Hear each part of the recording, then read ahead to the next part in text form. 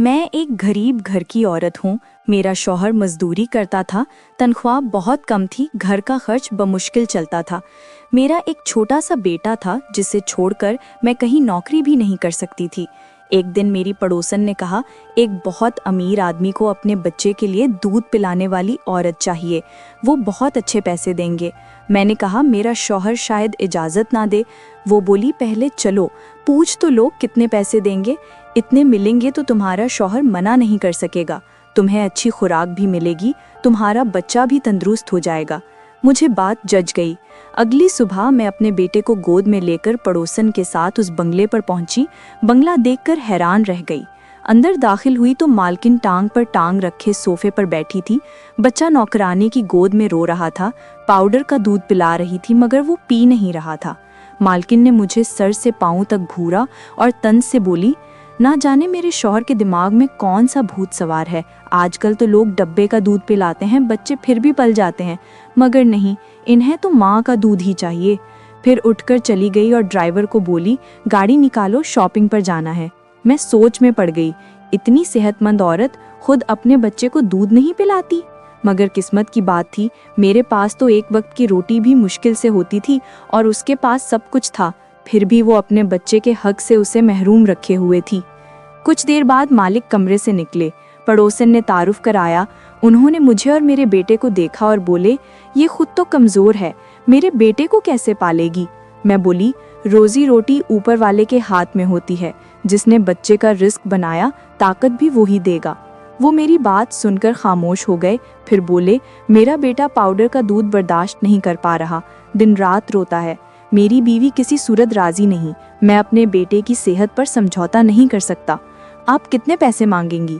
मैंने पूछा, आप कितने दे सकते हैं? बोले, 25,000 रुपए महीना। 25,000? मेरी तो आंखें हैरत से फैल गईं। शौहर को बताया तो पहले वो खामोश रहे, फिर मजबूरन हाँ कर दी। अगले दिन से मैं बंगले पर जाने लगी। मालिक ने कहा, आज से दिन भर यहीं रहना पड़ेगा, रात 9 बजे के बाद घर जा सकती हो। मैं अपने बेटे को साथ लेकर जाती, एक अलग कमरे में रहती, जहां बच्चे का पलंग, खिलौने, एसी सब कुछ था। मालिक का बेटा भूख से रो रहा होता, मैं उसे सीने से लगाती तो चंद मिनटों में सो जाता, मगर मेरा बेटा मुझे घूरता रहता। वो भी गोद में आना चाहता, मगर मैं मालिक के बेटे को तरजीह देती। अपने बेटे को खिलौने से बहलाती, फर्श पर लिटाती। दिल बहुत रोता, मगर पेट की आग कुछ और ही ज़बान बोलती। 4-5 दिन बाद नौकरानी दूध का बड़ा गिलास और फल लाकर बोली, मालिक का हुक्म है, सब खाओ पियो, तभी इनका बेटा तंदुरुस्त होगा। 1 साल बाद मैंने पूरा गिलास दूध पिया था। आंखों से आंसू बह रहे थे। कहाँ एक एक रोटी को तरसना और कहाँ यहाँ दुनिया भर की चीजें मेरे सामने थीं। मगर एक बात अजीब लगती, जब भी मैं मालिक के बेटे को दूध पिलाती, कुछ देर बाद मालिक किसी न किसी बहाने कमरे में आ जाते, अजीब नजरों से देखते। मैं घबराकर बच्चे को गोद से उतार देती।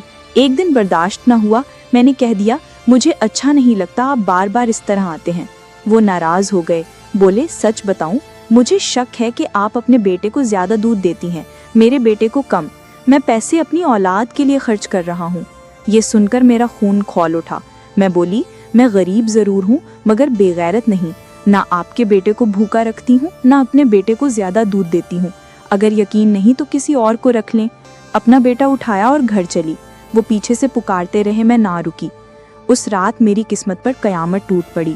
शौहर घर नहीं आया। रात 12 बजे फोन आया, एक्सीडेंट हो गया था।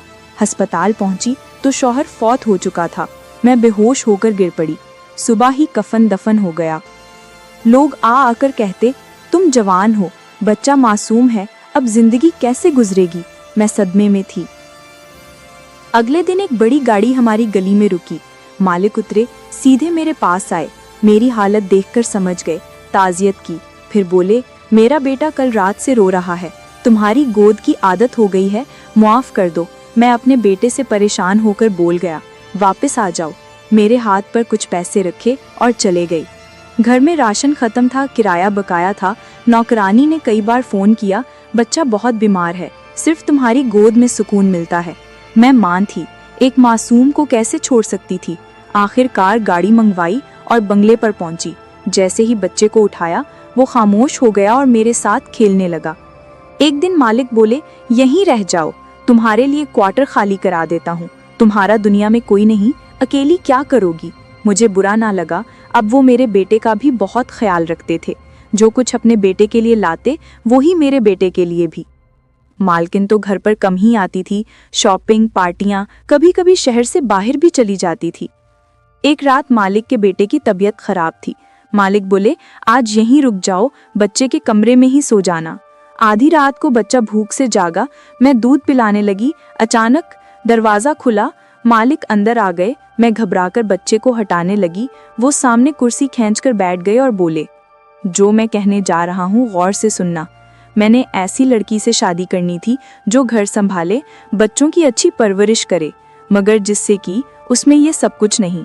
मेरा बेटा तुमसे इतना मानूस हो गया है, तुम इसकी माँ बन जाओ, मुझसे शादी कर लो। मैं शर्मा गई, बोली, नहीं, मुझे तो सिर्फ अपने शौहर से मोहब्बत थी, अभी तो उनकी रूह को सुकून भी नहीं मिला होगा। वो बोले, सोच लो, तुम्हें फैसले का पूरा हक है। रात भर सो ना सकी, अपने बेटे का मुस्तकबिल सोचा, अगले दिन हाँ कर दी। मालिक ने फौरन पहली बीवी को तलाक दे दी। वो चीखी चिल्लाई, मगर मालिक ने सारा बैंक बैलेंस, कार्ड्स सब वापस ले लिया। वो कंगाल होकर चली गई। हमारी शादी हो गई। कभी कभी दिल में ख्याल आता है कि शायद गलत किया, मगर जब मालिक की मोहब्बत, शफकत और मेरे बेटे को बाप का प्यार, उनके बेटे को माँ का प्यार देखती हूँ तो लगता है शायद यही मेरी किस्मत में लिखा था। मैंने ऊपर वाले का शुक्र अदा किया, उसने बंद रास्ते खोल दिए और मेरी झोली खुशियों से भर दी। प्यारे व्यूअर्स, इस कहानी से जो सबसे गहरा और सच्चा इखलाकी सबक निकलता है वो ये है, जो अल्लाह पर तवक्कल करे, अल्लाह उसके लिए रास्ते खुद बनाता है। शौहर की मौत के बाद जब सब कुछ खत्म लग रहा था, तब भी उसने हराम की तरफ ना गई, ना बदला लिया, ना बद्दुआ दी, बस सब्र किया और दूसरे बच्चे की फिक्र की। अल्लाह ने उसी सब्र और नेकी का सिला उसे बादशाहत जैसा घर, 2 बच्चों की माँ बनने का रुतबा और सच्ची मोहब्बत अता की।